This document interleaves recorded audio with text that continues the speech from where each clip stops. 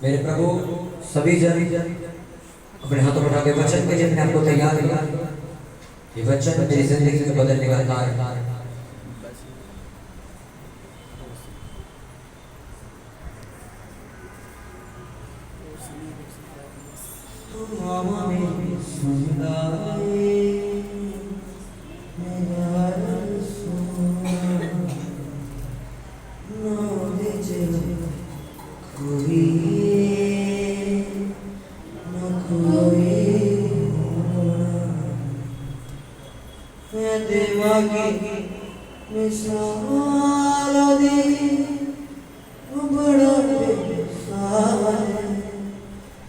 जो भी हमें आज सारा ये शुदा मैं देवांगी मिसाल दी वो बड़ा मिसाल जो भी हमें आज सारा ये शुदा मैं वद के कदी किसे नो छोड़ा मैं वद के कदी किसे नो छोड़ा तू हमें सुनदाए मेरा रब सोना तू हमें मेरा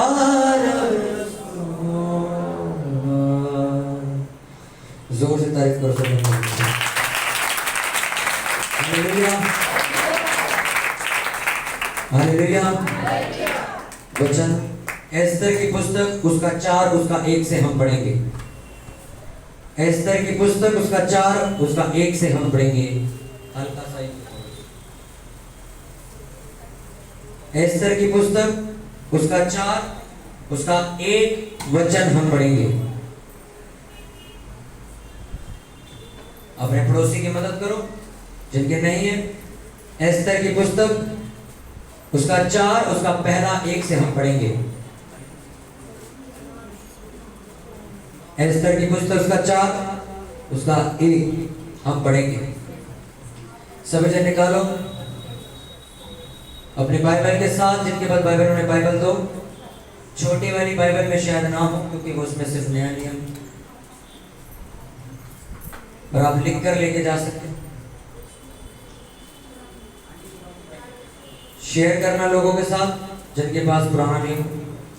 एस्तर की पुस्तक उसका 4 उसका 1 से मैं पढ़ूंगा। पेज नंबर 60 पुराने नियम का।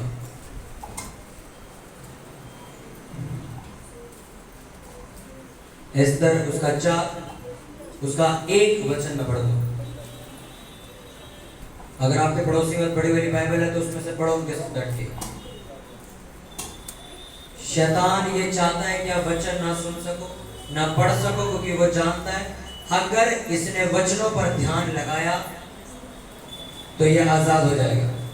इसलिए वो नहीं चाहता कि आप बाइबल लेके चर्च जाओ, रोज बाइबल पढ़ो, नहीं चाहता वो।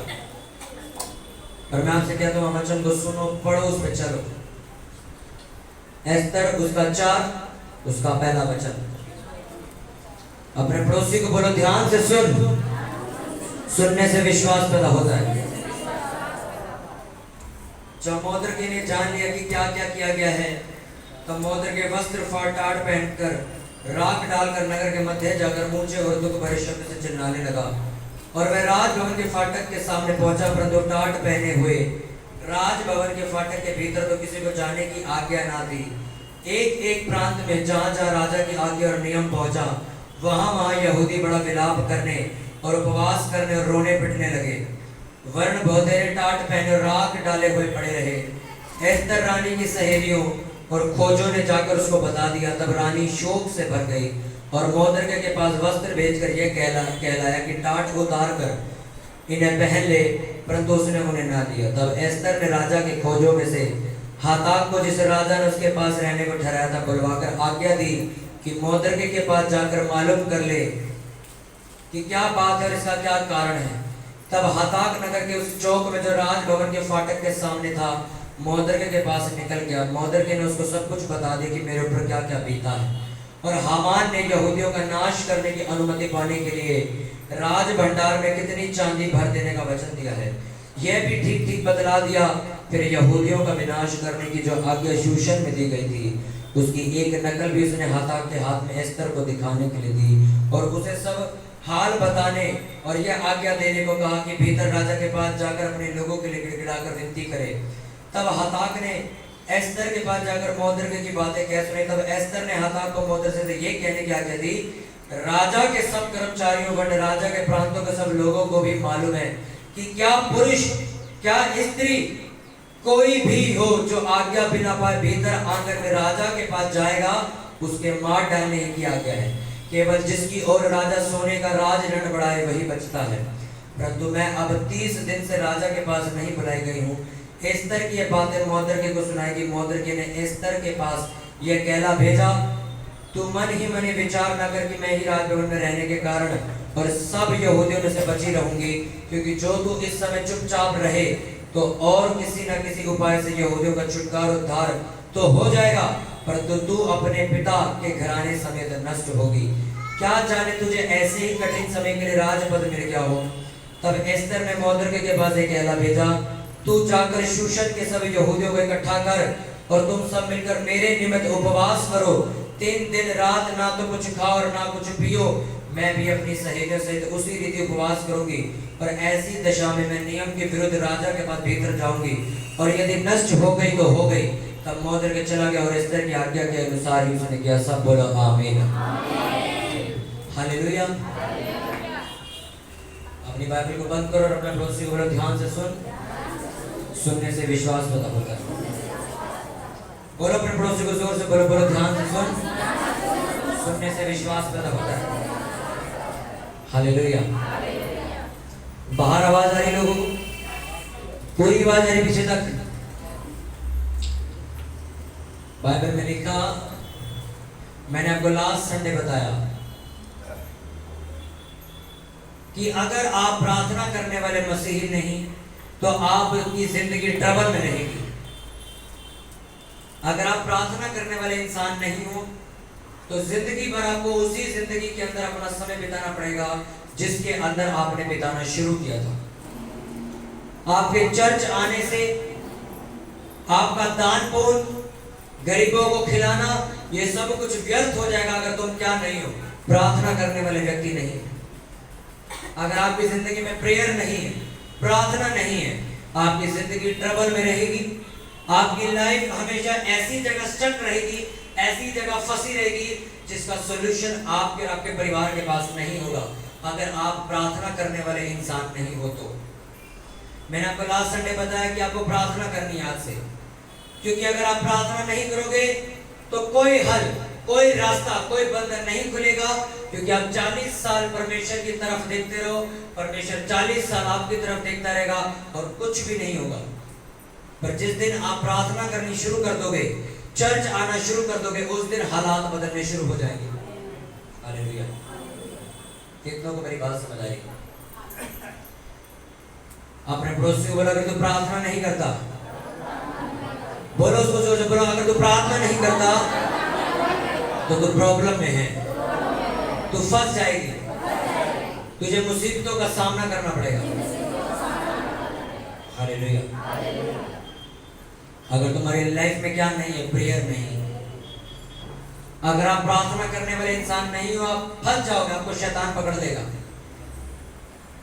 वो कर्जे में पकड़ सकता है आपको, वो पाप के जरिए पकड़ सकता है आपको, वो निंदा के जरिए पकड़ सकता है, निराशा के जरिए बदल सकता है, कोई बीमारी देके आपको पकड़ सकता है, पर वो पकड़ेगा अगर तुम प्रार्थना नहीं करते हो। क्योंकि अगर प्रार्थना करने वाले व्यक्ति के बारे में परमेश्वर को पता है कि ये रोज प्रार्थना करने मेरे पास आता है, तो एक बात याद रखो, शैतान को भी ये बात पता है कि इंसान रोज प्रार्थना नहीं करता, इसको मैं मार सकता हूं। जब तक आप प्रार्थना से बाहर हो, आप परमेश्वर के कवरेज से बाहर हो। आप जब फंस जाओगे तो आप परमेश्वर की दुहाई नहीं दे सकते ये कह के कि तूने मुझे बचाया क्यों नहीं, क्योंकि परमेश्वर ने कहा तू मुझसे मांग जो मांगता मैं तुझे दूंगा। तू सुरक्षा मांग मैं तुझे सुरक्षा दूंगा। तू बरकत मांग मैं बरकत दूंगा। तू बच्चा मांग मैं बच्चा दूंगा। तू अपनी बंद को खोलने के लिए प्रार्थना कर, मैं तेरी बंद को भी खोल दूंगा। तू पर प्रार्थना कर। जो जेंट्स प्रार्थना नहीं करते उनका परिवार डिस्टर्ब रहता है। जो लड़कियां शादीशुदा होने के बावजूद प्रार्थना नहीं करती, उनका हस्बैंड कहीं और, बच्चे कहीं और होते हैं। और वो ये चाहती है कि मेरा परिवार परमेश्वर के घर में जाए, चर्च में जाए और प्रार्थना करे, पर वो खुद प्रार्थना नहीं करती। इस वजह से उसका परिवार डिसऑर्डर में है। उसका परिवार एक सही रास्ते पर नहीं है। वो कोशिश बहुत कर रही है अपने परिवार को बचाने की, पर वो कुछ कर नहीं पा रही, क्योंकि उसकी जिंदगी में क्या कमी है? प्रेयर की, प्रार्थना की कमी अगर आपकी जिंदगी में है तो आप सालों चर्च आते रहो, सालों यहाँ से मेरे से अनॉइंटिंग को लेते रहो, मेरे से धक्का मुक्की करके हाथ भी रखवा लो, पर कुछ नहीं बनेगा आपका, अगर आपका अपना पर्सनल प्रार्थना करने का समय नहीं है।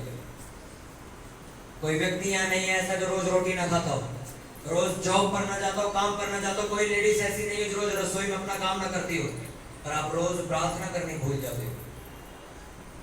जिस प्रार्थना की वजह से आपका घर चलेगा, आपका परिवार चलेगा, आपका वंश चलेगा, आपके परिवार में कोई बीमारी नहीं आएगी, कोई कर्जा नहीं आएगा, उस चीज को करने में आपको आलस है, जिस चीज की वजह से सब चीजें तरीके से चलेंगी। Hallelujah, hallelujah. अगर आप प्रार्थना करो तो आप हर वो चीज बदल सकते हो जो दुनिया के लिए इम्पॉसिबल है। आपके परिवार के लिए इम्पॉसिबल है, आपके हस्बैंड के लिए इम्पॉसिबल है। यहाँ पे वो लोग आए जिनके 17 साल से बच्चे नहीं थे, चर्च आए, प्रेयर करी, आज बच्चे हैं उनके, 17 साल से कुछ नहीं। या ऐसे लोग आए जो सालों से फंसे हुए थे पाप में, प्रेयर हुई, पाप से बाहर है, गलत आदतों से बाहर है। या वो लोग आए जो रोते हुए आए थे कि हमारा परिवार यीशु मसीह को नहीं मानता, हमें भी चर्च नहीं आने देते, उनका पूरा परिवार बपतिस्मा लेके बैठा हुआ। किस वजह से? प्रेयर की वजह से। अगर तुम प्रेयर नहीं कर सकते तो कभी भी अपनी अच्छी जिंदगी की कामना मत करो, और अगर तुम प्रेयर करते हो तो मैं आपको ये खुला चैलेंज देता हूँ, आपको खुली छूट है, कामना करो कि आप सबसे ताकतवर इंसान बनोगे, आप सबसे ब्लेस्ड इंसान बनोगे इस धरती के। आपके रिलेटिव क्या कहते हैं मुझे नहीं पता, आपके दोस्त क्या कहते हैं आपको नहीं पता। अगर आप प्रेयर करने वाले व्यक्ति हो तो परमेश्वर सब कुछ पलट के रख देगा। मैं आपसे सच कह रहा हूं, अगर तुम प्रेयर करने वाले इंसान हो, हर वो चीज जो तुम्हारे रिश्तेदारों को लगता है ये कभी नहीं बदल सकती, जो तुम्हें खुद को लगता है कभी नहीं बदल सकती, तुम्हारे परिवार को लगता है ये चीज कभी नहीं बदल सकती, एक दिन वो बदल जाएगी। हालेलुया। और मैं ये प्रोफेसी करता हूं आप सभी के ऊपर, जितनी चीजें आपको असंभव लगती हैं, यीशु मसीह के नाम में आज वे बदल जाए। यीशु मसीह के सामर्थ्य, मैंने कहा आज वे बदल जाए यीशु मसीह के सामर्थ्य नाम में। मैंने कहा वो बदल जाए यीशु मसीह के सामर्थ्य नाम में। मैंने कहा वो बदल जाए यीशु मसीह के सामर्थ्य नाम में। मैंने कहा वो बदल जाए यीशु मसीह के सामर्थ्य नाम में। हर वो चीज जो बदल नहीं सकती आज बदल जाए यीशु मसीह। अगर आपका आमीन हो जाए, बरकत तुम्हारी है चर्च, ये बरकत तुम्हारी है चर्च यीशु मसीह के नाम में। मैंने कहा ये बरकत तुम्हारी यीशु मसीह के सामर्थ्य नाम में, ये बरकत तुम्हारी चर्च है। Hallelujah, hallelujah. अगर तुम तैयार हो प्रेयर करने के लिए, अगर तुम तैयार हो चर्च आके घुटने टेकने के लिए, अपने घर में रात को प्रार्थना करने के लिए, हर वो चीज जो नहीं बदल सकती थी वो बदल जाएगी। मैंने आपको वचन पढ़ाया एस्तर 4:1, उसमें लिखा, एक हामान नाम का व्यक्ति आके कहता है कि मैं पूरी यहूदी जाति को मरवा दूंगा, क्योंकि वो यहूदियों से नफरत करता था। यहूदी जाति वो थी जिस जाति से यीशु मसीह ने जन्म लिया था। अभी जन्म लिया नहीं था, अभी जन्म लिया नहीं था, उससे पहले की बात है। हामान को शैतान ने इस्तेमाल किया कि तू राजा से यह आज्ञा निकलवा, क्योंकि यहूदी लोग ना लंगर खाते थे, ना प्रसाद खाते थे, कोई गंदी चीज नहीं खाते थे, वो सिर्फ बाइबल के हिसाब से चलते थे। और ये चुगली हामान ने जाके राजा को कर दी कि जो तू आज्ञा देता है ये यहूदी लोग मानते नहीं है उसको। अगर तू राजा ने अपनी एक फोटो बनवा दी कि रोज आप काम पे जाओगे तो ये देश का राजा भाई इसके आगे सर झुका के जाना, तो यहूदी लोग सर नहीं झुकाते थे, कहते हम अपने परमेश्वर के अलावा किसी के आगे सर नहीं झुकाएंगे। ये चुगली जाके हामान नाम के व्यक्ति ने किसको कर दी, राजा को, कि जो यहूदी लोग है ना, ये जो यहूदी जाति ये तेरी बातें मानती नहीं है। तूने लंगर बंटवाया था ना, ये खाती नहीं है लंगर। तूने प्रसाद बंटवाया था ना, ये खाती नहीं है। तूने कहा था इसको इसके आगे सर, मेरे आगे तेरे आगे सर नहीं झुकाती, ये कहती हम सिर्फ वचनों को मानेंगे। इससे अच्छा है कि अगर ये जिंदा रहे तो इससे अच्छा है कि इन्हें मार दे। ये चुगली लगाई उसने राजा को, और राजा ने उसकी बातों में आके ये बोल दिया, ओके सारे प्रांतों को, सारे राज्यों को, सारे इलाकों को चिट्ठी लिख दो कि हम जल्द यहूदी जाति को खत्म कर देंगे। और जब यहूदियों को ये पता लगी, यानी कि उन लोगों को जो परमेश्वर को मानते थे, यानी कि आप समझो कि लोगों ने जाके सरकार को चुगली कर दी। ये चर्च वाले लोग कहते हैं कि परमेश्वर कि तुम पीछे चलो वो तुम्हें हर चीज दे सकता है। कोई ये चर्च वाले लोग कहते हैं अगर तुम यीशु मसीह में विश्वास करो तो वो तुम्हारी पूरी जिंदगी बदल के रख सकता है, क्योंकि वो तुम्हारा धर्म या जात नहीं बदलता, वो तुम्हारी जिंदगी को बदलता है। ये जाके चुगली किसी ने कर दी कि चर्च वाले बड़े चमत्कार करते हैं, इन्हें पकड़ो, अगर चमत्कार बंद नहीं हुए तो पूरी दुनिया इनको पूजने लग जाएगी। आप मेरी पूजा करने नहीं आए यहाँ पे, आप किसी लकड़ी की या किसी मिट्टी की या किसी फोटो की पूजा करने नहीं आए यहाँ पे, आप जीवते परमेश्वर की पूजा करने आए जो आपको नजर नहीं आया। हालेलुया। आप किसी इंसान के पीछे चलने के लिए नहीं बुलाए गए। आपको यहाँ पे मेरी शक्ल के लॉकेट बना के नहीं दी जाएंगे, किसको गले में पहन लो। आपको यहाँ पे कोई धागा या ताबीज नहीं दूंगा, इसको जाके अपने दरवाजे में बांध दो। मैं आपको वचन दे के भेजूंगा कि जाओ मांगो तुम्हें दिया जाएगा, जाओ परमेश्वर में विश्वास करो वो तुम्हारी जिंदगी बदल देगा, जाओ प्रार्थना करो तुम्हारे बच्चे नशों से आजाद हो जाएंगे, जाओ प्रार्थना करो तुम्हारी गरीबी घर से निकल जाएगी, क्योंकि उसको तुम्हारे धर्म और जात से कोई लेना देना नहीं। क्योंकि परमेश्वर इतना वेला, इतना फ्री व्यक्ति नहीं कि वो बैठ के धर्म की संचालना करे। वो ये बने तू हिंदू, तू मुस्लिम, तू ये, तू फलाना, तू ये, वो ये बनाने के लिए उसके पास टाइम नहीं है। ये धर्म बनाने का टाइम सिर्फ इंसानों के पास है, संप्रदाय बनाने का टाइम सिर्फ लोगों के पास है।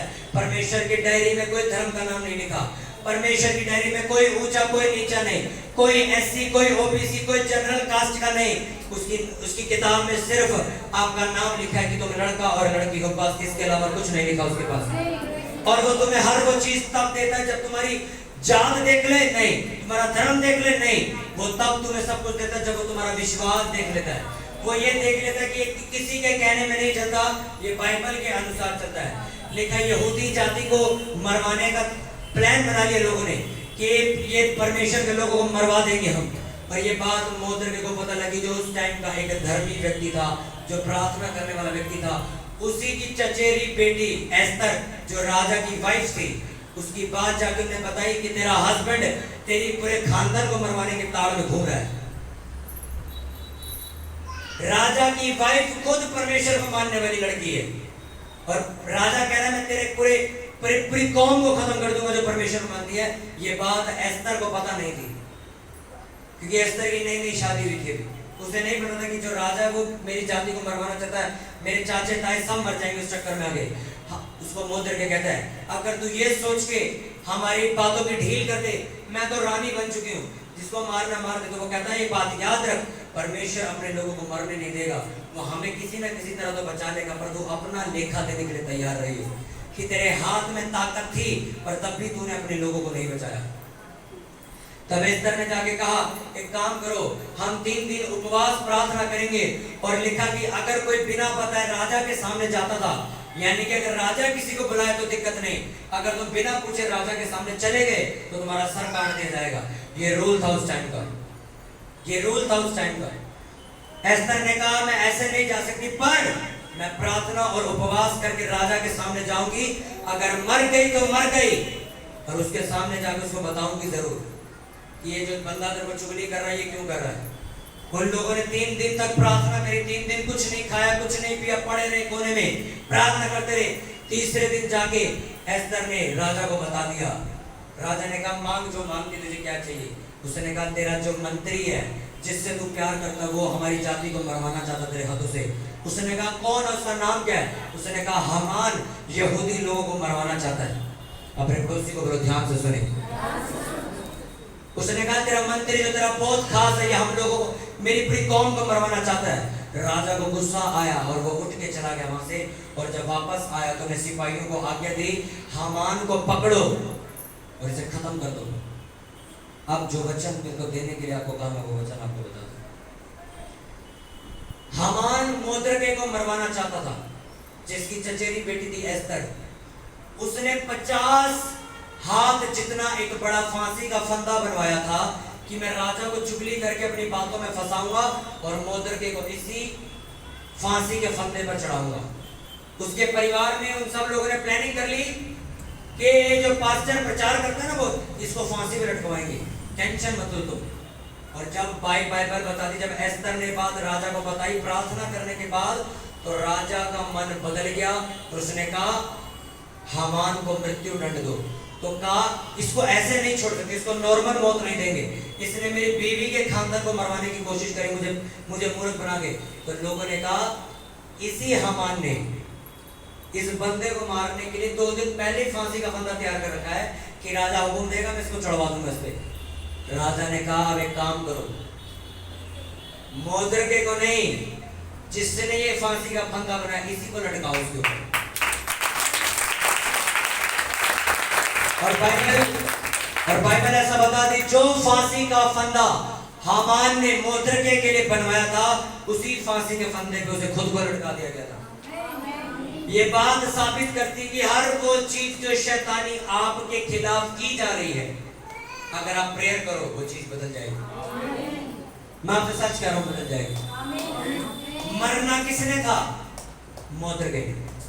मोर्दकै कौन? परमेश्वर के वचन पर चलने वाला व्यक्ति, परमेश्वर से प्रार्थना करने वाला व्यक्ति। लोगों ने, पूरे गांव ने तैयारी कर ली, कोई फांसी का फंदा बनाओ, पैसे सारे मिला 100 रुपए, फांसी का फंदा बनाओ, इसको मरवाएंगे। लिखा राजा ने कहा ये नहीं, तेरे को ही तूने बनवाया, ये तुझे ही चढ़ाऊंगा इस पे। और उसी फांसी के फंदे पे चढ़ा के उसे मार दिया गया। किस वजह से? ये वही राजा है जो यहूदी जाति को मारने के लिए निकला था। और ये कहानी पलट कैसे गई? आप एक एग्जांपल लो कि एक व्यक्ति, आपको समझाता हूं, एक व्यक्ति को, ये इंसान चुगली कर रहा है किसी को, किसको? मुझे मरवाने की, कि अगर ये मर गया तो सारी कलीसिया भटक जाएगी, कोई वचन सुनने नहीं आएगा, एक मेन बंदे को मार दो। इसने सारी चाल खेली, इसने फांसी का फंदा भी तैयार करवा लिया, पैसे देके सब तैयारी कर ली, ने पैसा खर्च दिया पूरा। और राजा को जाके ने बोलने किसको मरवाना है, और राजा कंफर्म कर चुका, ठीक है मरवा दूंगा। 3 दिन प्रेयर करी, कहानी पलट गई। राजा ने कहा इससे नहीं, तेरे को मरवाऊंगा, अब तू मरेगा, तेरे को इस फांसी के फंदे पे चढ़ाऊंगा। 3 दिन में राजा का मन बदल गया। वो राजा जो पूरी कौम को खत्म करने के लिए जा रहा था, उसने कहा मैं कौम को खत्म नहीं करूंगा, तुझे ही खत्म करूंगा। कितनों को मेरी बात समझ आई? Prayer can change everything. प्रार्थना सब कुछ बदल सकती है, सब कुछ। आपका हस्बैंड हो सकता है आपको ये कहे कि हमारे घर का कुछ नहीं हो सकता। अगर तुम प्रार्थना करने वाली लड़की हो तो तुम अपने पति को झूठा साबित करो। अगर आपकी वाइफ तुम्हें कहती है कि तू कभी नशा नहीं छोड़ सकता, तेरा कुछ नहीं बन सकता, अगर तुम प्रेयर करने वाले व्यक्ति हो तो उसी के सामने तुम छोड़ के दिखाओ। अगर तुम्हारे माँ बाप तुम्हें ये कहते हैं कि तू बार बार नशा करता है, तू बार बार पाप करता है, तो तुम अगर प्रेयर करने वाले व्यक्ति हो तो तुम उन्हें सिद्ध बन के दिखाओगे। मैं आपको सच कह रहा हूँ, कहानी पलट दी जाएगी। मैं आपको सच कह रहा हूँ, प्रार्थना परमेश्वर के मन को भी बदल सकती है। योना नबी को परमेश्वर ने कहा 40 दिन के अंदर मैं निनवे देश बर्बाद कर दूंगा। निनवे एक ऐसा देश था जहां पर वेश्याएं रहती थी, जहां पर कोठे चलते थे, जहां पे व्यभिचार चलता था, नशा चलता था, युद्ध होते थे, झगड़ा, गुस्सा, हर गंदे से गंदा पाप निनवे देश के अंदर होता था। परमेश्वर ने कहा इन लोगों का पाप बहुत ज्यादा बढ़ गया है, इसे 40 दिन के अंदर मैं खत्म कर दूंगा देश को। कैसे? आग गिराऊंगा आसमान से और ये देश पूरा तबाह कर दूंगा। लोग, देश, बिल्डिंग, फाइनेंस, सरकार सब तबाह कर दूंगा 1 सेकंड के अंदर। पर उससे पहले उन्हें कहा, अपने नबी, अपने भविष्यवक्ता को, जो परमेश्वर का दास होता है, उसको बोला एक काम कर, 40 दिन तक मैंने मौका देता हूँ, 40 दिन तक तू इस देश में जाएगा और 40 दिन रोज प्रचार करेगा कि अपने पापों से माफी मांगो, क्योंकि 40 दिन में परमेश्वर तुम्हारा देश खत्म करने वाला है। तू 40 दिन तक प्रचार करेगा। और वो गया वहां पे, उसने प्रचार किया, वहां के लोगों ने उसकी बात नहीं मानी, अरे जा, क्योंकि वो पाप में इतना पागल हो चुके थे। उसने समझाया कि अपनी वाइफ को छोड़ के वेश्याओं के पास मत जाओ, कोठे में मत जाओ, तुम गैर संबंध नहीं बना सकते। नहीं सुना किसी, उन्हें अगर नशा मत बेचो, मूर्तियां मत, सब कोई नहीं सुन रहा उसकी। 40 दिन होते होते धीरे धीरे लोगों को समझ आने लगी कि यार माफी मांगे, अगर नहीं मांगी तो ये परमेश्वर हमें खत्म कर सकता है। और लिखा 40 दिन जब पूरे हो गए तो लोगों ने, राजा ने, सरकार ने, पुलिस, सब लोग घुटने टेके प्रार्थना करके माफी मांगने लगे कि प्रभु हमें क्षमा कर दे, हे यहोवा हमें क्षमा कर दे, हमारे पापों को माफ कर, हमें नई जिंदगी दे। और 40 दिन के बाद योना नबी, जो परमेश्वर का दास 40 दिन के लिए गया था वहां, वो उस गांव से बाहर निकल गया और पहाड़ पर जाकर बैठ कर देखने के लिए कि आग कब गिरेगी। और वो वेट करता रहा कि आग गिरी क्यों नहीं। ये देश तो परमेश्वर ने कहा 40 दिन में खत्म कर दूंगा मैं। आज 41वां दिन है, 40 दिन से एक दिन ऊपर हो चुका है, अभी तक आग गिरी नहीं, तबाही मची नहीं, तूफान, कुछ भी नहीं हो रहा। बैठ के वेट करता रहा। 42वां दिन लग गया, 2 दिन और ऊपर हो गए। कहते यार 2 दिन हो गए, परमेश्वर झूठा था, इसका मतलब परमेश्वर ने झूठ बोला कि वो 40 दिन में खत्म कर देगा। 42 दिन हो गए, अभी तक कुछ नहीं हुआ इनका। वो वापस गया देश के अंदर देखने के लिए क्यों ऐसा हो रहा है। जब वो वापस उस गांव के अंदर गया तो उसने देखा सब लोग पाप छोड़ चुके, कोठे बंद हो चुके, जो लड़कियां वैश्य थी उन्होंने ये काम करना बंद कर दिया और वो चर्च जाने लगे, जो लोग नशा करते थे उन्होंने नशे की दुकानें तोड़ ताड़ के आग लगाने बंद कर दिया।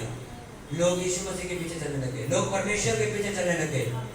और जब उसने सब कुछ देखा कि लोग तो बदल गए और वापस आकर परमेश्वर ने कहा, उन्होंने मुझसे प्रार्थना करी, मैंने बदल दी। आप सोचो, परमेश्वर ने जिस देश के ऊपर आग गिरानी थी, उन लोगों ने प्रार्थना करके वो आग रोक दी। तो प्रार्थना का कितना बड़ा महत्व है, कितना बड़ा। जिस देश को परमेश्वर ने खत्म करने की ठान ली थी कि 40 दिन में बेड़ा गर्क कर दूंगा इनका मैं, उन लोगों ने प्रार्थना करी और वो देश को कुछ नहीं हुआ। प्रार्थना के द्वारा परमेश्वर का मन बदल दिया गया। उस गांव के लोगों ने प्रार्थना कर करके परमेश्वर का मन बदल दिया, प्रभु हमें मत मार, हमें क्षमा कर दे। परमेश्वर का ठीक है, जाओ, नहीं मारना।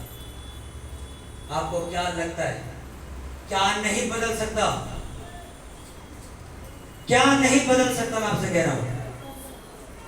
एक पास्टर को परमेश्वर ने स्वप्न देके कहा, इस देश में जाओ और प्रार्थना करिए, देश में बदल दूंगा। उस देश में उस टाइम पे सबसे ज्यादा पाप था। मैं साउथ अफ्रीका की बात कर रहा हूं। और एक पास्टर वहां गया प्रार्थना करने के लिए, एक सिर्फ सपने के दम पे कि उसको एक सपना है, परमेश्वर उसे कह रहा तुझे साउथ अफ्रीका जाना है और वहां जाकर तुझे सेवा करनी। और वो गए, उन्होंने प्रार्थनाएं करी प्रार्थनाएं। आज पूरा साउथ अफ्रीका यीशु मसीह को मानता, पूरा। मैं आपको सच कह रहा हूं, उन लोगों को समझ आ गई कि हम बेवकूफ है जो बाबाओं के पीछे चलते हैं। हम पैदा हुए, जो हमारे माँ बाप ने कहते उसी के पीछे चल पड़े, हमने कभी सच्चाई ढूंढने की कोशिश नहीं करी। मैं खुद पंजाबी फैमिली से आया हुआ इंसान हूँ। 2017 में पहली बार मुझे मेरी बड़ी बहन चर्च ले गई थी। मेरे लिए पहली बार पास्टर ने हाथ रख के प्रेयर करी। वो पहला दिन 18 अगस्त का, 18 अगस्त 2017 मेरी लाइफ जिंदगी बदल गई।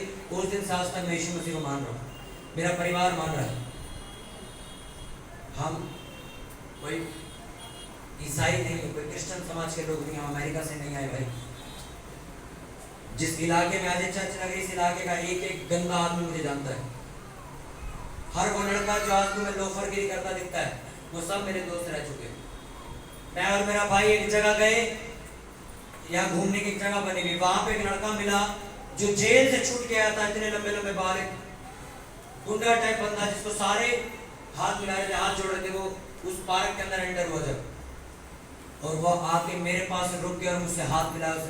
उसने कहा यश भाई और कैसा है। और मैं उससे पहचान नहीं पाई कि मेरे बचपन का दोस्त है जो आज इतना बड़ा गुंडा बन चुके। और हम दोनों यही सोच रहे थे कि हमारे पास क्यों आ रहा है। मैं कोई साफ सुथरी जगह से नहीं निकल के आया भाई। हम कोई बड़े फरिश्ते नहीं है, मेरे घर वाले कोई फरिश्ते नहीं है कि हम पैदाइशी फरिश्ते लोग हैं। हम गंदी गालियां देने वाले लोग थे, लड़ाई झगड़े करने वाला इंसान था मैं। आपने जिंदगी में इतनी गालियां नहीं दी होंगी जितनी मैंने बकी है। हालेलुया। पर प्रेयर ने मुझे बदल दिया।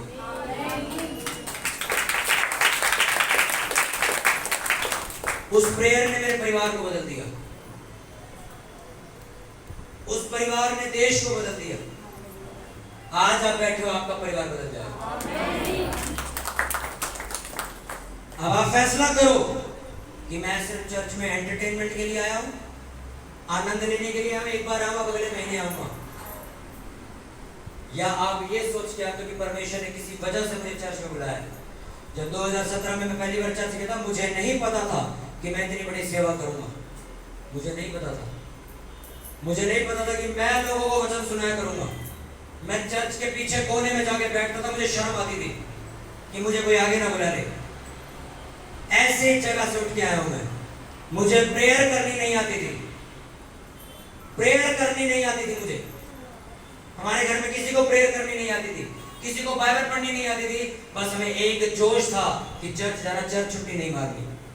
बारिश और तूफान हो, आंधी और ठंड और बर्फ गिर जाए, दिल्ली में चर्च नहीं छोड़नी। और मैं अपनी बड़ी बहन से पूछता था, क्या हर हफ्ते चर्च जाना जरूरी है? वो कहते हैं हाँ, हर हफ्ते जाना जरूरी। अगर वो आजकल के मसीहों की तरह होती तो मुझे नहीं, कभी कभी तो घूमने भी जा सकता है, कभी कभी तो छुट्टी मार सकता है, कभी कभी तो जॉब पे भी जा सकता है, कभी कभी चर्च जा सकता है, जिस दिन बड़ी मीटिंग होती जा सकता नहीं। उसने मुझे कहा मरो या जियो, चर्च जाओ। और मेरे पास्टर ने मुझे पहली बार जब सेवा के लिए बुलाया, मुझे गाना गाने का मौका दिया, क्योंकि मैं पंजाबी गाने गाने वाला लड़का था, मैं फिल्मी गाने गाता था। उन्होंने मुझे मौका दिया कि आज से तुम परमेश्वर के लिए गाओ। आज तक मैं गा रहा हूँ परमेश्वर के लिए।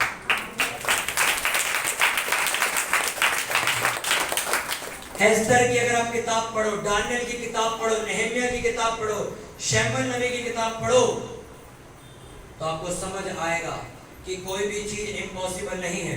प्रार्थना के जरिए पूरी दुनिया बदल दी जा सकती है। आपका परिवार क्या चीज है, फिर आपकी अपनी लाइफ क्या है? फिर फर्क ये कि आप प्रेयर नहीं करते। क्या गवाहियां सुनते हो आप? क्या वीरवार मीटिंग में, हम संडे मीटिंग में हमारा ये हो गया? किसी इंसान ने नहीं किया, ये प्रार्थना के द्वारा सब कुछ बदल गया। हालेलुया। जो राजा पूरी कौम को मारने के लिए खड़ा था, एक लड़की ने प्रार्थना करी 3 दिन और कहानी पलट दी। राजा ने उसी बंदे को मरवा दिया जो चुगलियां करती फिर रहा था इधर। क्या नहीं बदल सकता? 40 दिन में परमेश्वर ने देश खत्म करना था और गांव वालों ने प्रार्थना करी, देश को परमेश्वर ने छोड़ दिया, जाओ नहीं मारता तुम कर्जे में हो, गरीबी में हो, बीमारी में हो, क्योंकि प्रेयर नहीं है। ये बात, ये वचन सिर्फ आपके लिए नहीं है, ये जो बाहर बैठे उनके लिए नहीं है। ये वचन आपके लिए, मेरे लिए, मेरे खुद के परिवार के लिए भी है। अगर मेरे परिवार का कोई बंदा प्रेयर नहीं करता, मुझे आगे गए, अरे पता ही नहीं हमारा काम नहीं चलता, तो मैं उसको भी वो जवाब नहीं देता कि तो मेरे घर के लोग हैं, मैं उनको भी वही जवाब देता जो तुम्हें देता हूँ।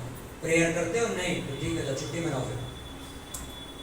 कोई वचन ऐसा नहीं जो मेरे लिए स्पेशल लिखा है या आपके लिए अलग से लिखा है। उसी वचन को मैं मानूंगा, मैं बरकत पाऊंगा।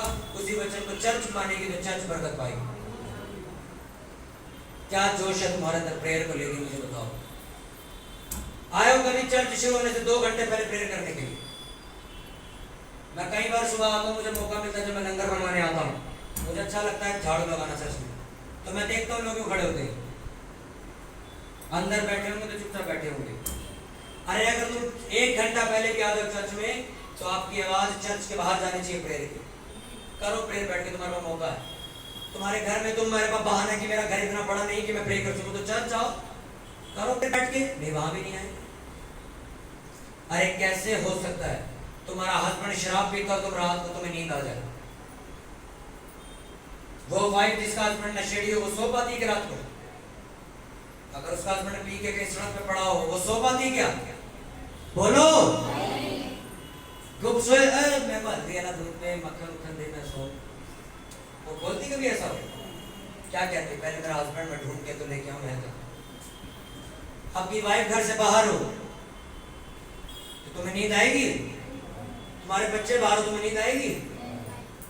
तो जब तुम्हारे बच्चे बर्बाद पड़े हुए हैं, नशों में पड़े हैं, व्यभिचार में पड़े हुए हैं, गंदी आदतों में पड़े, तुम्हें पता मेरा बच्चा बार बार, पता ही नहीं इसका इलाज हर जगह करा चुके पर बार बार बीमार पड़ा रहता है, तो तुम कैसी माँ हो जो तुम्हें नींद आ जाती है? तुम कैसे बाप हो कि तुम्हें नींद आ जाती है?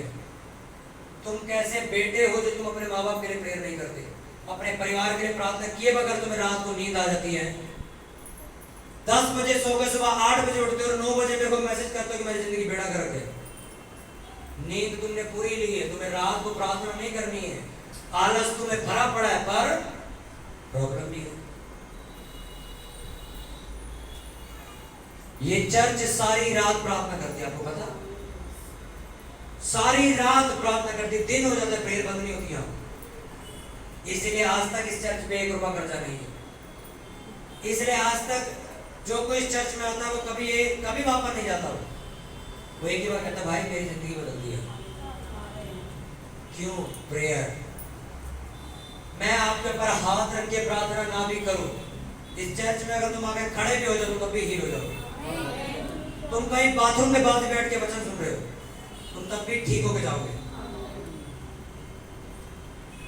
मैं आपको कह रहा हूं, प्रेयर करो परिवार के लिए, अपने लोगों के लिए, अपने देश के लिए, अपने मोहल्ले, जहां जिस मोहल्ले में रहते हो, जिस मोहल्ले में चर्च शुरू हुई थी, जहां से मैं छोड़ के आया हूं यहाँ पे, वो मोहल्ला आज भी मुझे जय मसीह की करता है। वजह प्रेयर। मेरी प्रेयर थी परमेश्वर कि जब मैं घर से बाहर निकलूंगा एक एक बंदा मुझे जय मसीह की करे। ये प्रेयर थी मेरी प्रेयर थी ये, प्रभु मुझे ऐसी जगह चर्च चाहिए कि पूरा देश इस चर्च को देख सके। आज पूरी जांगीरपुरी को पता है कि झंडा लगा हुआ लहरा हुआ यहाँ चर्च लगती है भाई। और ये कोई वो वाली चर्च नहीं है जो 1 घंटे में चर्च खत्म हो जाती है। ये वो चर्च है, यहाँ शोर भी बड़ा मस्त है, यहाँ नाचते भी लोग हैं बहुत, और ऐसा कोई व्यक्ति नहीं जो बीमार आया ठीक होकर वापस न गया। हालेलुया। तैयार प्रार्थना करके चीजें बदलने के लिए? कितने लोग तैयार हैं? जहां तुम काम करते हो, अगर वो तुम्हारा मालिक तुम्हें निकालने की ताड़ में घूम रहा है, करो प्रेयर रात भर। जिसने उसे चुगली लगाई वो पकड़ा जाएगा और तुम्हें नौकरी पर रखा जाएगा दोबारा। एस्तर ने 3 दिन, सिर्फ 3 दिन प्रेयर करी, पूरी कहानी पलट दी गई 3 दिन के अंदर। वो लड़की ने बहाना नहीं लगाया, मैं तो यार अपने ससुराल में हूँ, मैं कैसे यहाँ प्रेयर कर सकती हूँ, मेरा तो हस्बैंड ही राजा है, इससे मैं कैसे। उन्हें कहा, मैं जानती हूँ अगर बिना पूछे कोई राजा के पास जाएगा, भले उसकी माँ भी हो, उसका गला काट देगा। ये रूल था। उसने कहा तो कोई दिक्कत नहीं, मुझे गला कटवाना मंजूर है, पर मैं 3 दिन प्रेयर करने के बाद उसके सामने जाऊंगा। और वो गई और राजा ने कुछ नहीं कहा। तुम क्या समझते हो प्रेयर को? प्रेयर सब कुछ बदल सकती है। अरे दुनिया तुम्हें कह रही है, अबे तू तेरा कर्जा नहीं करने का भाई, तू जिंदगी कर्जे में मरेगा। तू करो मुंह शर्मिंदा करो, प्रेयर है बस की। अगर हिम्मत है तो करो ना प्रेयर, अगर नहीं है तो फिर सुनो गाली, करवाओ बेइज्जती। बहुत सुन ली तुमने बातें, तेरा बच्चा नहीं हो सकता, तू बांध ही रहेगी। मैं आपको कहता हूं करो प्रेयर, करके देखो प्रेयर। मैं तुम्हें 1 महीना चैलेंज देता हूं, 1 महीने बाद अगर तुम्हारी जिंदगी में कुछ नहीं बदला, तुम प्रेयर करनी बंद कर दो। करो 1 महीना प्रेयर। जो गंदी आदतें तुमसे छूटती नहीं है, करो प्रेयर, छूटेंगी। अरे ड्रग्स छूट गए लोगों के, इंजेक्शन लगाते थे, चर्च में आकर नशे छूट गए। तुम क्या बात कर रहे हो? तुम्हारा हस्बैंड नहीं सुधरेगा। तुमने प्रेयर नहीं करी इसलिए तुम्हें विश्वास नहीं है। अगर तुम अपनी प्रेयर बढ़ाओ तो तुम्हें रोज ये लगेगा कि मेरा पति आज बदल जाएगा, मेरे बच्चे आज सुधर जाएंगे और चर्च जाएंगे मेरे साथ। कितनों को मेरी बात समझ आ रही है?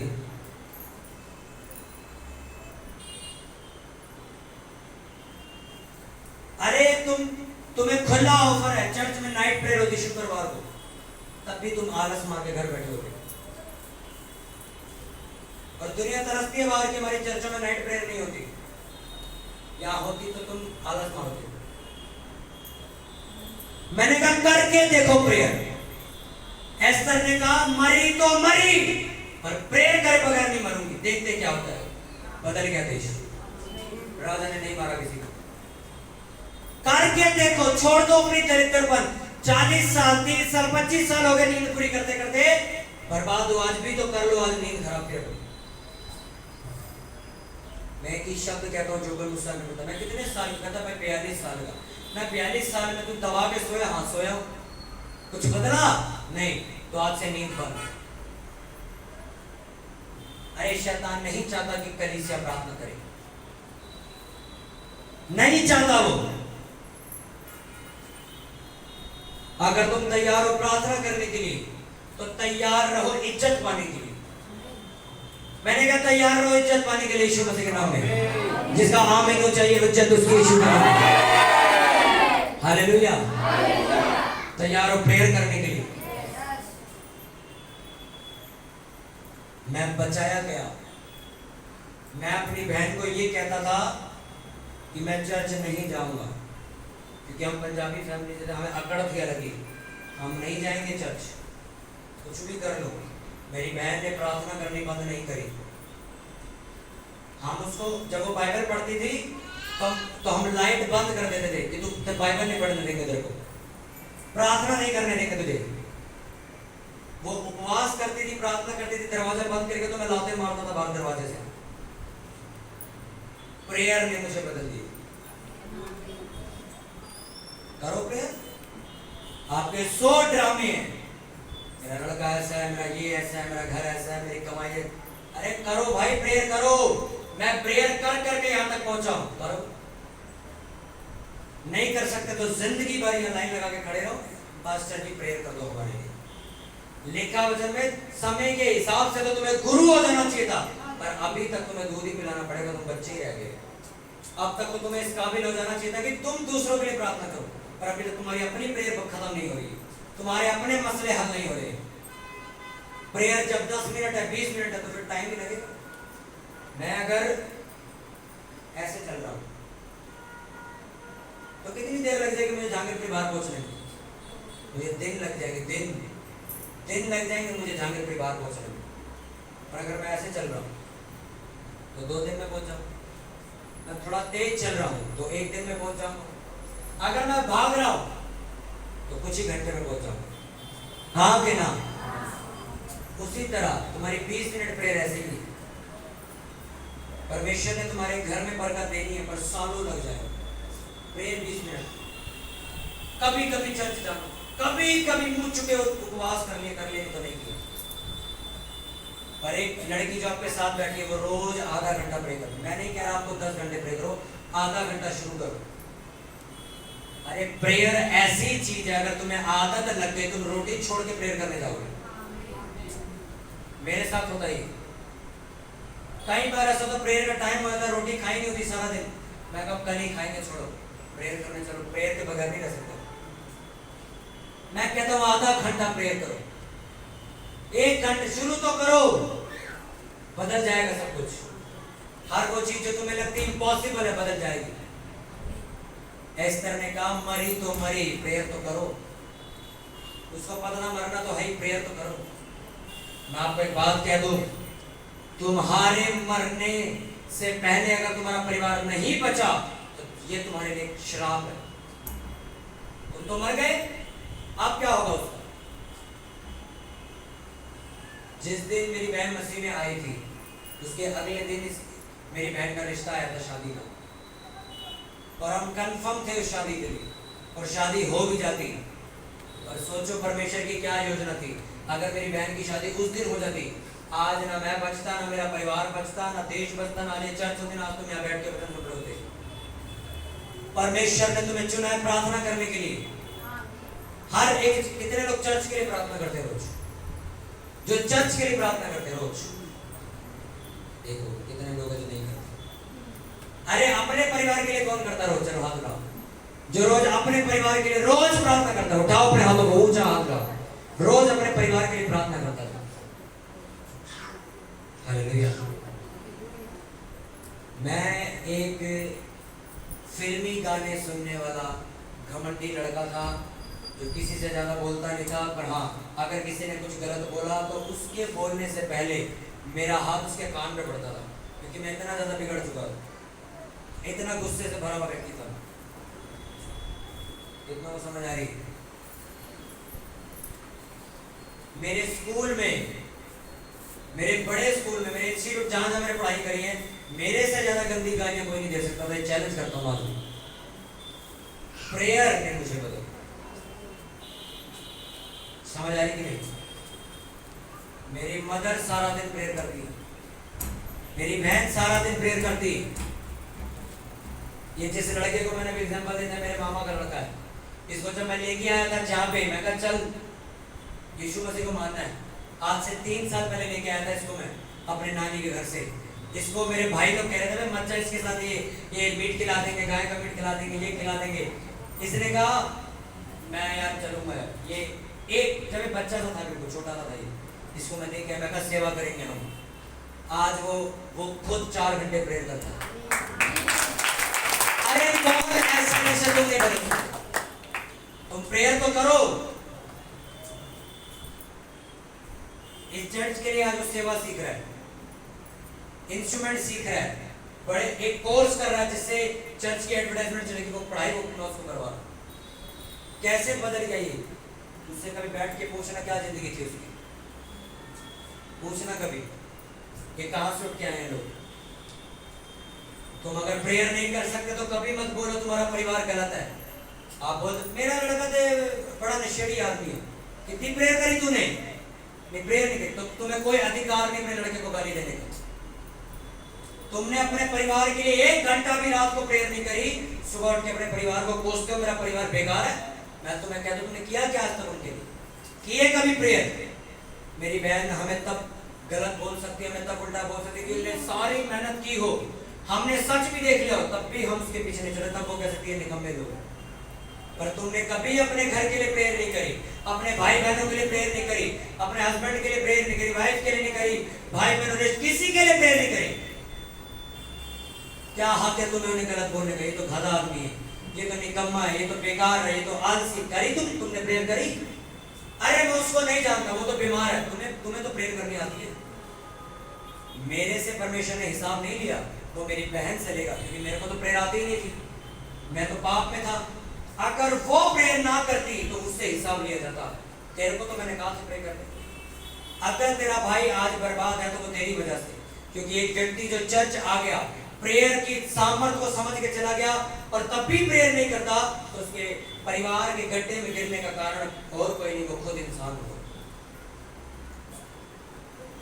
इस चर्च से बाहर निकलने के बाद अगर तुम अपने परिवार को चर्च ना लेके आओ, अपने मोहल्ले वालों को चर्च के बारे में ना बताओ, तो ये तुम्हारी हेडेक है, मेरी नहीं। तुम चुपचाप जाते हो, घुन्नों की तरह जाते हो, बाइबल छुपा के नहीं जाते हो और घर जाकर रख देते हो। चुपचाप घर से निकलते हो, संडे को घुन्नों की तरह चर्च आ जाते हो। किसी माई के लाल को पता नहीं लगता ये चर्च आता है। तुम्हारी कंपनियां जहां तुम काम करते हो वहां भी किसी को नहीं पता तुम यीशु मसीह को मानते हो। मेरे सामने मेरी कंपनी का ऑनर बैठा हुआ है और मुझे एक ही शब्द कह रहा है, क्योंकि मैं मार्केटिंग एजेंसी में फेसबुक एडवर्टाइजमेंट में काम करता हूँ। मैं मुझे परमेश्वर ने बहुत अच्छी जॉब दे रखी है। वहां पे मेरे पास एक तांत्रिक का काम आया, उसकी एडवर्टाइजमेंट करने की। मैंने ऑनर को कह दिया, मैं नहीं करूँ। ऑनर ने मुझे अंदर बुलाया कैबिन में, मेन कहते हैं हमारा हजारों रुपया फंस जाएगा अगर तुमने काम नहीं करना। मुझे कोई परवाह नहीं, मैं तांत्रिक का काम नहीं करूँगा। मैं नहीं करूँगा किसी भी ऐसी चीज का काम जो मेरे परमेश्वर को महिमा नहीं देती। कहते हैं अगर इसका काम, इस बाबे का काम आ गया तो मैं नहीं करूँगा। अच्छा अगर इस बाबे का काम आ गया तो मैं नहीं करूँगा। वो 2 मिनट के अंदर मेरे हाथ में रेजिग्नेशन लेटर आ सकता था, मुझे कंपनी से निकाल भी दिया जाता।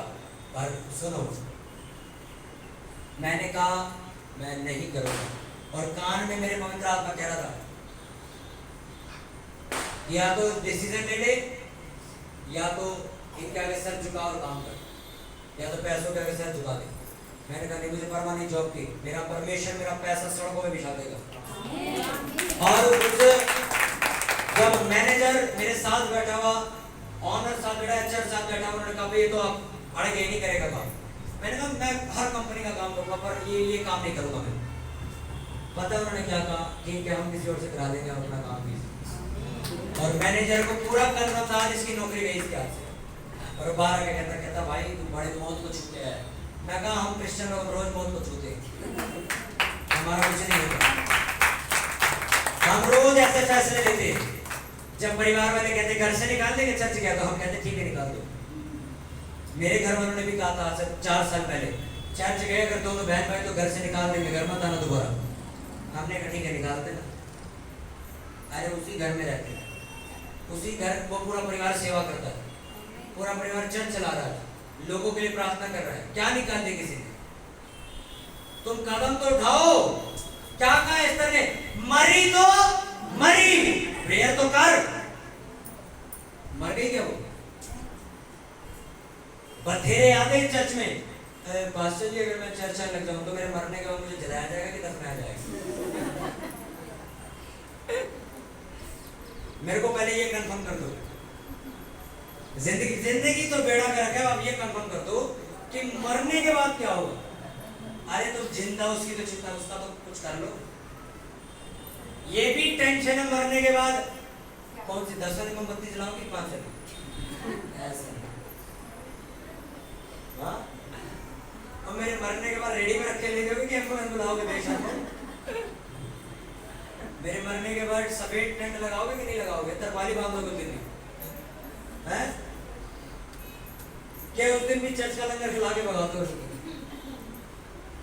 लोगों को मरने के बाद की टेंशन। हम बपतिस्मा नहीं लेंगे, मेरी लड़की की शादी रुक गई तो ना लेके मैं देखता हूँ कौन सी हो जाती। तुम क्या बोल रहे हो? तुम्हें समझ आए? तुम कह रहे हो अगर मैंने परमेश्वर को एक्सेप्ट कर लिया तो क्या मेरी लड़की की शादी ना रुक जाए, रिश्ते नहीं मिलते? क्या बोल रहे हो? इसलिए परमेश्वर आज इंसानों से बहुत कम बात करता है। वो कहता है यार ये तुम मेरे ऊपर शक करते। सोचो जिसने धरती बनाई है, अरे तुम्हारी सांस 2 सेकंड में रोक सकता है वो, 2 सेकंड में तुम्हारी जिंदगी खींच सकता है तुम्हारे जिस्म से बाहर। उसको तुम कह रहे हो अगर मैंने पूरी तरह यीशु मसीह को मान लिया तो कहीं मेरा हस्बैंड मुझे डिवोर्स ना दे दे, कहीं मेरे बच्चों के रिश्ते ना रुक जाए। अरे उसने लिखा धन्य है वो लोग जो बिना देखे विश्वास करते हैं।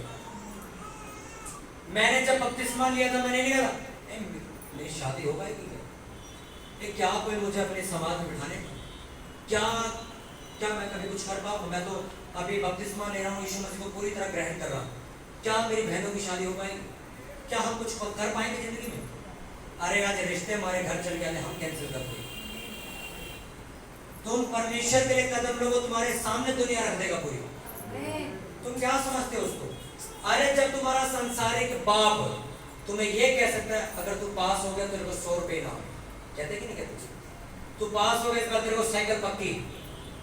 अरे वो तो वो जिन्हें दुनिया बनाई है भाई, वो तुम्हें कह रहा है अगर तू मेरे पीछे चला तो ये तेरा, तो उसके 100 रुपये हमारे करोड़ों रुपए से ज्यादा है।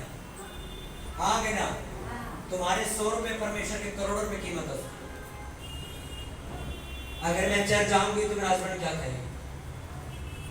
मैं कहता हूँ तुम मरे से मरे, मरे से मरे।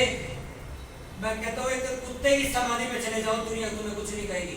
तुम चर्च जाओ, तू चर्च जाता है, तू पागल हो गया क्या? तू ये करेगा क्या? तू अपना धर्म बदलेगा क्या? तो ये कर। मेरे को भी बहुत, मेरे दोस्तों ने बड़ा मजाक उड़ाया था मेरा, क्योंकि मैं अपने दोस्तों में ऐसा था मेरे से वो जीतता नहीं था बातों में। कहते तू कब से यीशु मसीह को मानने लग गया भाई? तू तो खुद यीशु मसीह को गालियां बकता था। सोच लो क्या करना है। 4 साल पहले मैंने रिस्क लिया था, मेरी सोच के हिसाब से वो रिस्क था, पर वो रिस्क नहीं था, वो विश्वास था। मैं यीशु मसीह के पीछे चल तो रहा हूँ यार, कुछ खत्म ना हो जाए जिंदगी से सब कुछ, क्योंकि दोस्त जा चुके हैं, रिश्तेदारों ने बुलाना छोड़ दिया है, सिर्फ अपना परिवार रह गया जो प्रार्थना करता है। अरे तुम्हें मैं क्रिसमस में आऊँ, तुम्हें दोस्त क्या, तुम्हें रिश्तेदार क्या, पूरी दुनिया यहीं खड़ी दिखाऊंगा,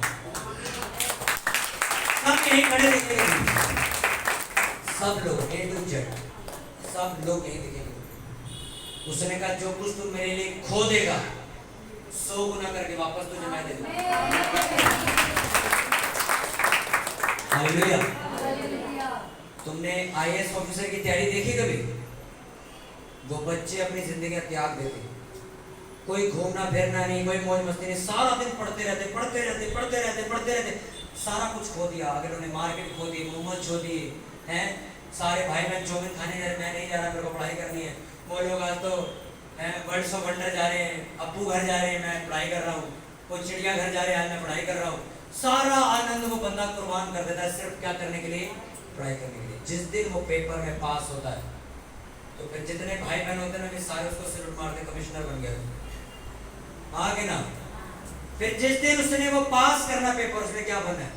अबे कमिश्नर बन गया भाई दिल्ली का, अबे भाई कलेक्टर बन गया वो। और परिवार वाले अभी भी कंफ्यूजन में बच्चों को लेके, तुम चाउमीन मोमोज खाते ही रह गए, अबे देखो कमिश्नर बन गया वो। आगे ना, जो कुछ तुमने खोया, आज जब कमिश्नर निकलता है, आज अगर कमिश्नर सड़क से निकलता है तो सड़क बंद कर दी जाती है, निकलती कि नहीं? अगर नीली बत्ती वाली, लाल बत्ती वाली गाड़ी सड़क से निकलती है, तुम्हें खड़ा होना पड़ता है ना, तो वो लोग भी उसी भीड़ में खड़े होते जो मोमोज चाउमीन खा रहे, खड़े होते हमारा भाई जरा लाल बत्ती वाली गाड़ी। जो तुमने खोया वो व्यर्थ नहीं, तुम्हें सूद समेत वापस देगा, सूद समेत वापस देगा। अरे मैंने 4 दोस्त छोड़े थे। कितने? 4 दोस्त मैंने छोड़े थे, क्योंकि वो गंदी बातें करते थे, लड़कीबाजी में थे, लफंडर के, मैंने सब छोड़ दिया था। मैं कहा मैं चर्च जाया, क्योंकि वो मेरे को मना करते थे संडे घूमने चलना, चर्च नहीं जाना, और मैं उन्हें छोड़ के चर्च जाता था। मैं चर्च जाता था, मैं और मेरा परिवार चर्च जाते थे। 4 लोगों को मैंने छोड़ा, आज इतना बड़ा परिवार बैठा है मेरे साथ। आज याद आएगा मेरे को 4 लोगों को। हम अभी पंजाब गए एक मीटिंग में, वहां लोग मेरे को मिले कि हम आपको यूट्यूब पे सुनते हैं, आपका वचन बहुत अच्छा है। इससे बड़ा और क्या लोगे तुम, कि तुम दुनिया के किसी कोने में जा रहे हो, दुनिया तुम्हें पहचानती है।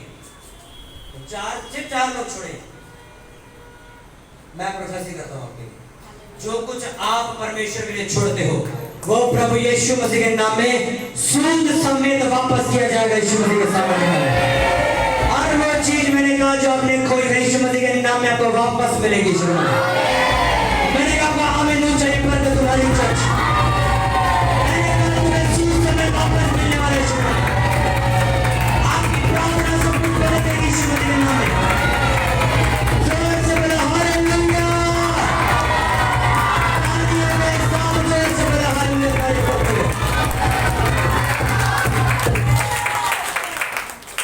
कईयों की तो ना नींद खुली ऐसे अंगड़ाई ले रहे हो, शोर आ गया। कईयों ने ऐसे किया, शोर मच रहे। तैयार हो प्रार्थना करने के लिए? मरे तो प्रेयर तो करो, सब बदल जाएगा। वो तुम्हें मरने नहीं देगा, वो तुम्हें भूखा नहीं मरने देगा, तुम्हें गरीबी में सड़ने नहीं देगा, तुम्हें बीमारी में मरने नहीं देगा। अपने हाथ को उठाओ सभी जन, पूरी चर्च अपने हाथों को उठाए, सभी जन अपने हाथों को उठाओ और अगले 2 मिनट प्रार्थना में जाओ। सभी जन करो प्रार्थना कि प्रभु मुझे प्रार्थना करने वाला मन दे।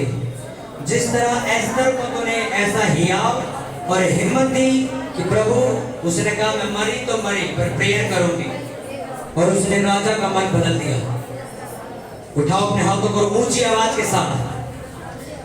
अरे आपके पड़ोसी की प्रार्थना आपके कानों में ना जाए, आपकी प्रार्थना आपके कानों में जानी चाहिए कि प्रभु मैं प्रार्थना करता हूं, मुझे प्रार्थना करने वाला लड़का और लड़की बना, मुझे प्रार्थना करने वाला हस्बैंड और वाइफ बना, मुझे प्रार्थना करने वाला जन बना कि प्रभु जब मैं प्रार्थना करूं तो देश बदल जाए, परिवार बदल जाए, लोग बदल जाए, हर एक चीज जो शैतानी है बदल जाए यीशु मसीह के नाम में।